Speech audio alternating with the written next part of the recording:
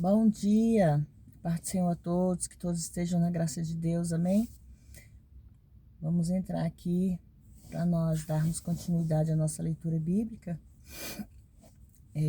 Hoje nós iremos entrar no capítulo 8 de Marcos, né? A gente falou agora, na nossa última leitura, nós falamos sobre a contaminação, né? No nosso espírito, a cura, sobre a cura do surdo e gago, sobre a cura, né? O pão dos filhos. Falamos muito sobre cura, né, irmãos? E isso para mim é muito gratificante, porque no momento eu também tô falando com Deus muito sobre cura, para que Deus me cure, para que Deus possa me libertar de todos os males, né, dessa vida. E Deus vem falando grandemente comigo através da leitura, eu aqui conversando com vocês, eu aqui falando para vocês a leitura bíblica, né, lendo para vocês a Bíblia, e Deus falando comigo. Eu sei que Deus está falando comigo grandemente através dessa leitura. E eu espero que Deus também possa falar com vocês, irmãos, muito mais. E hoje nós iremos entrar no capítulo 8, que fala sobre que Jesus alimenta 4.000. Falando no primeiro versículo, naqueles dias havendo muito grande multidão do que a comer, Jesus chamou a si seus discípulos e lhes disse: Tenho compaixão da multidão, porque há 3 dias já estão comigo. E se os ir em jejum para suas casas, desfalecerão no caminho, porque alguns deles vieram de longe. E seus discípulos responderam-lhe: De onde poderá alguém saciar a este de pão aqui no deserto? E perguntou-lhes: Quantos pães tendes? E eles disseram: 7. Então ele mandou que a multidão se assentasse no chão e, tomando os 7 pães, tendo dado graça, partiu e deu aos seus discípulos para que pudessem diante deles, e puseram-nos diante da multidão. Tinham também uns poucos peixinhos, e tendo dado graças, ordenou que deles pusessem diante deles. E comeram todos ali e ficaram satisfeitos. E dos pedaços que sobrejaram, levaram 7 cestos, e os que comeram eram quase 4.000. E ele os despediu. O pedido por um sinal. E logo, entrando no barco com seus discípulos, foi para as regiões de Dalmanuta. E começaram a discutir com ele, pedindo-lhe para que o tentarem um sinal do céu. E suspirando profundamente em seu espírito, disse: Por que pede um sinal em esta geração? Em verdade vos digo que não se dará sinal algum a esta geração. E ele, deixando-os, tornou a entrar no barco e se foi para outra banda do lago. O fermento. E os discípulos se esqueceram de levar pão, e no barco não tinha consigo, a não ser um pão. E ele ordenou-lhes, dizendo: Olhai-vos do fermento dos fariseus e do fermento de Herodes. E discutia um com o outro, dizendo: É porque não temos pão. E Jesus, conhecendo isso, disse-lhes: Para que arrazoais que não tendes pão? Não considerastes nem compreendestes ainda? Ainda tendes endurecido o coração? E tendo olhos não vedes, e tendo ouvidos não ouves, e não vos lembrais, quando eu parti 5 pães, e entre os 5.000, 4 cestos cheios de pedaços levantastes? E eles disseram: 12. E quando partiu pães, entre os 4.000, 4 cestos de pedaços levastes? E ele disse: 7. E ele disse-lhes: Como não entende ainda? Jesus cura um cego.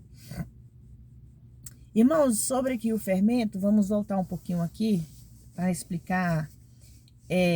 Jesus estava, a discussão sobre os seus profetas, que eles discutiam, era que eles estavam preocupados que não tinham pão, né? Que só tinha um pãozinho. E Deus, né, Jesus fez a pergunta para eles: porque eles não creem, porque eles não têm fé. que se ele conseguiu alimentar mais de 4.000 pessoas com somente 3 pãezinhos, por que um pão ia fazer diferença de que eles tinham medo de não se alimentar? Então, nós temos aqui nessa palavra de entender que Jesus, ele faz a obra dele na hora certa e no momento certo, que tudo é no tempo dele. Deus multiplica, Deus renova, Deus transforma. Basta nós crermos que isso vai acontecer em nossas vidas também. Amém? E chegando em Betsaida, lhe trouxe um cego e rogaram-lhe que tocasse. Então ele, tomando o cego pela mão, levou-o para fora da aldeia, e cuspindo-lhe os olhos, impondo-lhe as mãos, perguntou-lhe se via alguma coisa. Levantando-se os olhos, disse: vejo homens, pois o vejo como árvores que andam. Depois tornou-se ali as suas mãos nos olhos, e ele, olhando firmemente, ficou restabelecido, e já via ao longe distintamente a todos. E mandou-o para a sua casa, dizendo: não entres na aldeia, nem digas a ninguém da aldeia. A confissão do Pedro. E saiu Jesus e seus discípulos, dizendo: discípulos para aldeias de Cesareia de Filipe. E no caminho perguntou seus discípulos, dizendo: quem dizem os homens que eu sou? E ele responderam: João Batista, e outros Elias, mais outros uns dos profetas. E eles lhes disse: mas quem dizes que eu sou? E respondendo Pedro, lhes disse: tu és o Cristo. E amoestou para que ninguém dissesse aquilo dele.